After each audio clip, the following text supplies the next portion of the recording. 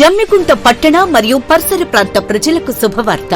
Solar గృహ విద్యుత్ ఉత్పత్తి రంగంలో సరికొత్త శకం.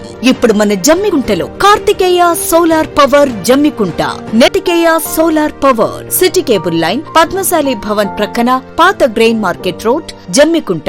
Cell number 9849996007. Bachchu Tirupati. Cell number 9849658606. Kankanala Surender Reddy. Jammikunta, Veenavanka, Illanthakunta మండల కేంద్రాలలో గత రాత్రి నుంచి ఎడతెరిపి లేకుండా వర్షం పడడంతో రహదారులన్నీ వర్షపు నీటితో ప్రవహిస్తున్నాయి. జమ్మికుంట మున్సిపల్ పరిధిలోని కొత్తపల్లి గ్రామంలో భారీ వర్షానికి వరద నీరు విపరీతంగా వచ్చి చేరడంతో మురికి కాలువలు పొంగి పొర్లుతున్నాయి. మురికి కాలువల నుంచి నీరంతా రోడ్లపై ప్రవహిస్తూ పోతుంది.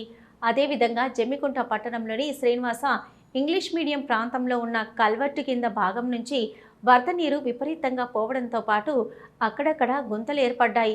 హౌసింగ్ బోర్డు కాలనీలో వరద నీరు కొత్తపల్లి నుంచి దిగువకు రావడంతో అప్రమత్తమైన మున్సిపల్ సిబ్బంది ఎప్పటికప్పుడు కాలువలను శుభ్రం చేయడంతో పాటు చెత్త చెదరని తీసివేయడంతో వరద నీరు నిల్వ ఉండకుండా సాఫీగా వెళ్లిపోతుంది.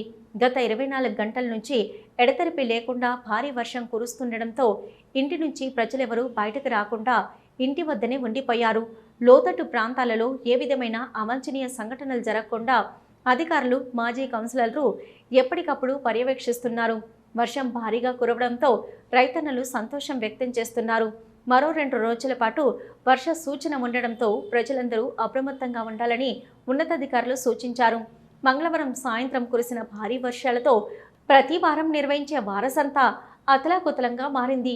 వివిధ గ్రామాల నుంచి చిరు వ్యాపారులు తమ సరుకులను తీసుకొని వచ్చి విక్రయించేందుకు సిద్ధంగా ఉన్న తరుణంలో అకాలంగా కురిసిన భారీ వర్షంతో వారసంతలో గందరగోళం ఏర్పడింది. దీనికి తోడు వర్షం నీరు బురదమయంగా మారి కూరగాయలు కొనడానికి వచ్చిన ప్రజలు తీవ్ర ఇబ్బందులు ఎదుర్కొంటున్నారు.